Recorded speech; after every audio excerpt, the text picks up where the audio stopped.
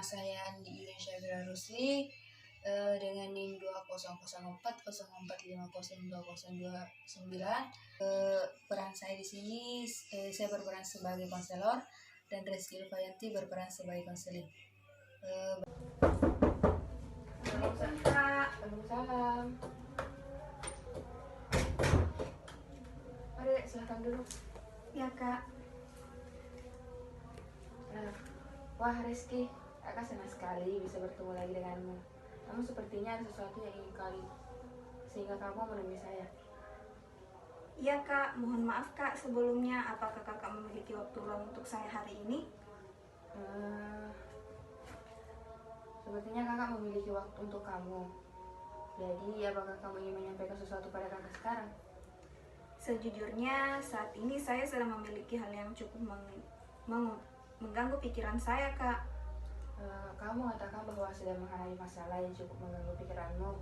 Jika kamu tidak keberatan, cobalah untuk menceritakan permasalahanmu kepada kakak.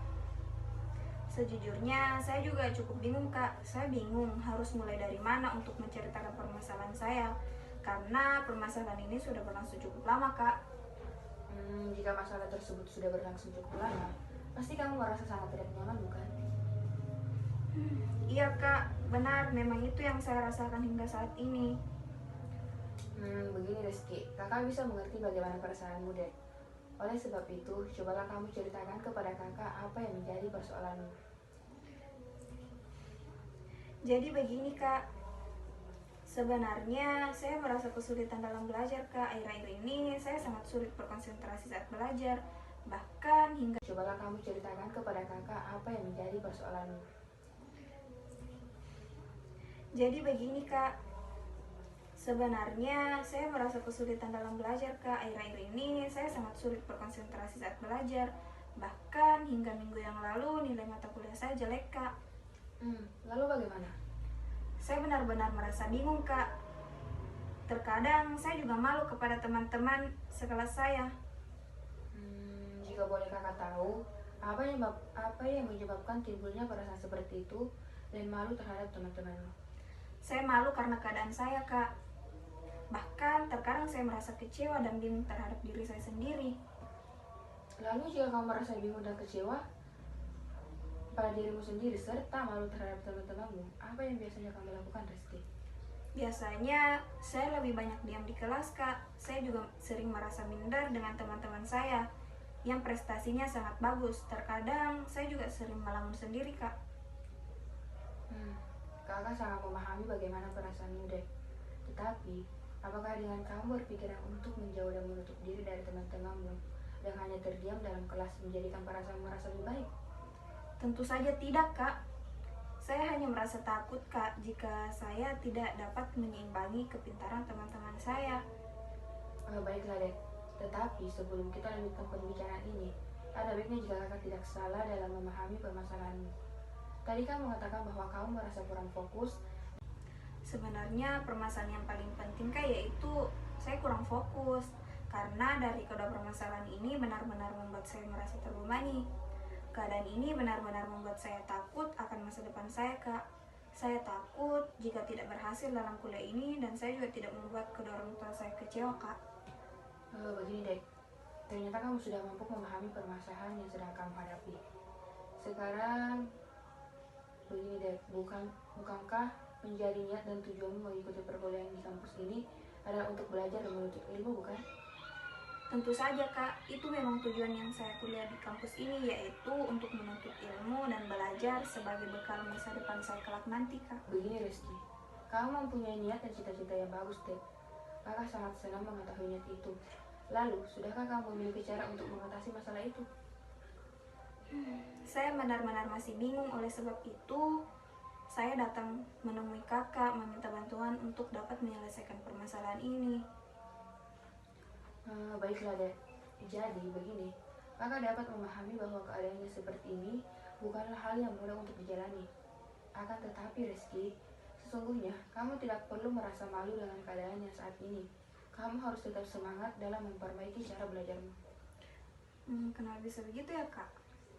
Cobalah sekarang kamu pikirkan dan renungkan hal ini.